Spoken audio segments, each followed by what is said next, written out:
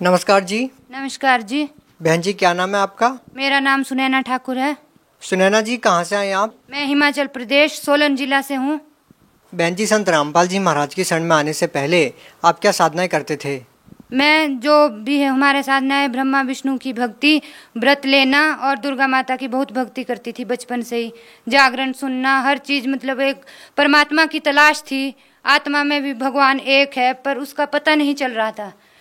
बहन जी, जब आप देवी देवताओं की पूजा करते थे तो फिर आपको कौन से परमात्मा की तलाश थी? ऐसी कौन सी चीज़ थी जिसकी कमी आपको खल रही थी? हम जब स्कूल में पढ़ती थी तब वहाँ प्रेयर होती थी, तू ही राम है, तू रहीम है, तू करीम कृष्ण खुदा हुआ, तू ही वाहे गुरु, तू ही एक परमेश्वर है। बट उसका कोई भी नहीं बताता था कि वो परमात्मा कौन है, कैसा है, उसका कोई प्रमाण नहीं मिला मुझे। मैं टीवी में सत्संग देखती थी, हर गुरु के सत्संग देखती थी पर संतुष्टि नहीं थी।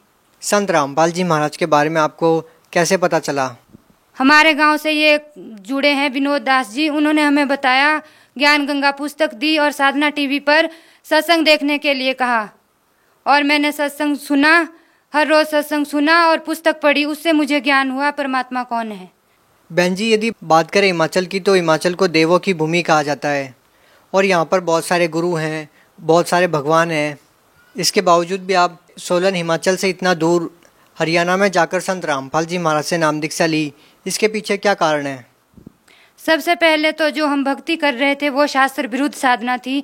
ये पता मुझे सतगुरु जी के, रामपाल जी के सत्संग से चला कि हम शास्त्र विरुद्ध साधना कर रहे थे और उस शास्त्र विरुद्ध साधना से मैं बहुत ज़्यादा दुखी थी।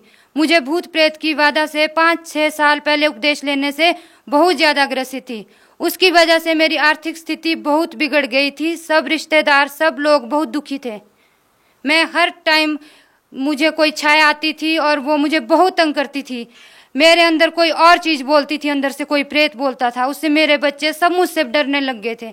पूरा गांव मुझसे डरता था, अभी कभी कुछ भी बोल देगी या हमें मार देगी, पत्थर मारेगी, मतलब पागल जैसी स्थिति हो गई थी जी। मेरे पति नशा करते थे, शराब पीते थे और सिगरेट जर्दा वगैरह साथियों में खा लेते थे, मीट तक भी खाते थे। उससे मैं बहुत ज़्यादा दुखी थी। मैंने बहुत कोशिश की कि वो ना खाए, वो ना पिए, क्योंकि मैं बचपन से ही भगवान को मानती थी। मुझे इस चीज़ से बहुत ज़्यादा घृणा थी, लेकिन कहीं भी वो नशा नहीं छूटा उनका, मेरे पति का। और उन्होंने भी 2014 को सतगुरु संत रामपाल जी महाराज से उपदेश प्राप्त किया और उसी दिन से, जिस दिन उन्होंने उपदेश प्राप्त किया, नशा करना तो दूर, छुआ तक नहीं। हमारा घर आज स्वर्ग के समान है।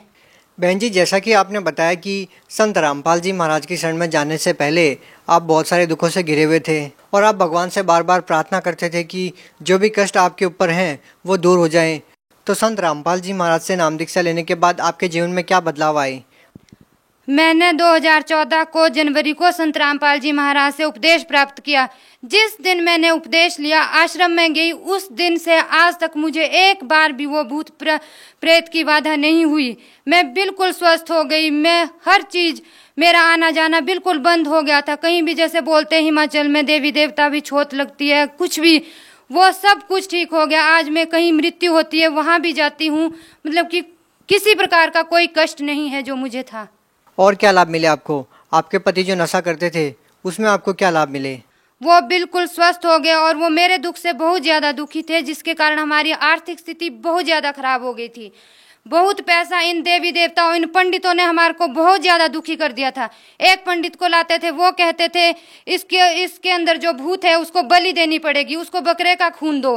फिर हम हिमाचल में ही उत्तराखंड तक जाते थे। मेरे गोद में छोटा सा बच्चा होता था, उसको लेके, 1 साल का बच्चा था, उसको लेके इतनी दूर जाते थे।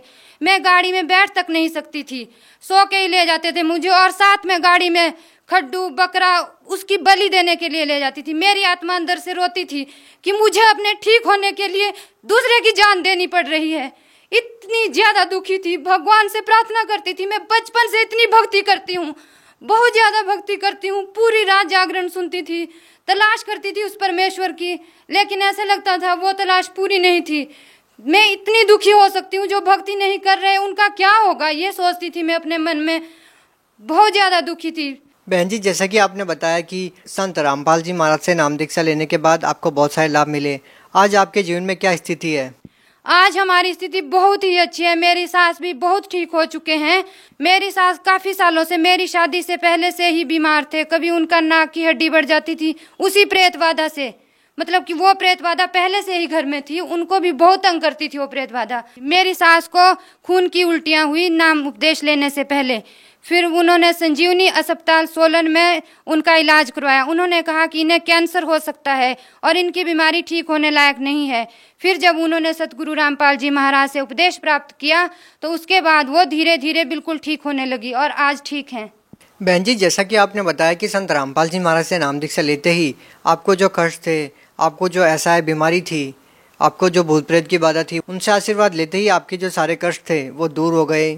आपकी ये सारी बातें अचंभित करने वाली है, क्योंकि संत रामपाल जी महाराज के ऊपर बहुत सारे आरोप लगे हैं और आज वो जेल में हैं। उनके बारे में क्या कहना चाहेंगे आप? जी हाँ, सतगुरु संत रामपाल जी महाराज आज जेल में हैं, हम जानते हैं।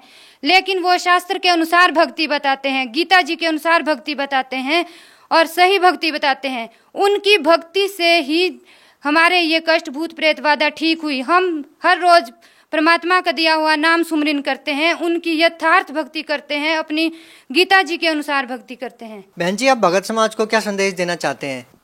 मैं सभी भगत समाज को यही संदेश देना चाहती हूँ कि जो मेरी तरह दुखी हैं, कोई भूत प्रेत की बाधा से ग्रसित है, कोई किसी बीमारी से, आज मैं जहाँ भी अपने समाज में जाती हूँ, कहीं रिश्तेदारी में, किसी को कुछ दुख है, किसी को कुछ दुख है, बहुत ज्यादा दुखी है। और इन पंडितों के चक्कर में मत पड़ना आप कभी भी। कभी ये बलि दिलवाएंगे, कभी शराब, कभी बहुत ज्यादा पैसा हमारा भी वेस्ट हुआ। आप अपना पैसा भी बचाओ और सतगुरु संत रामपाल जी महाराज से उपदेश लो। और उपदेश किसी के कहने से मत लेना। सतगुरु संत रामपाल जी महाराज के विविध चैनलों पर सत्संग आते हैं, आप सत्संग सुनो। उनकी किताबें फ्री दी जाती है, जगह जगह उनकी पुस्तक सेवा होती है। उनकी छपी हुई किताबें लाएं घर में और उनको पढ़ें जरूर। ऐसे ही मत रख देना। सतगुरु रामपाल जी महाराज पूर्ण परमात्मा है, पूर्ण परमेश्वर है। जी धन्यवाद। नमस्कार जी।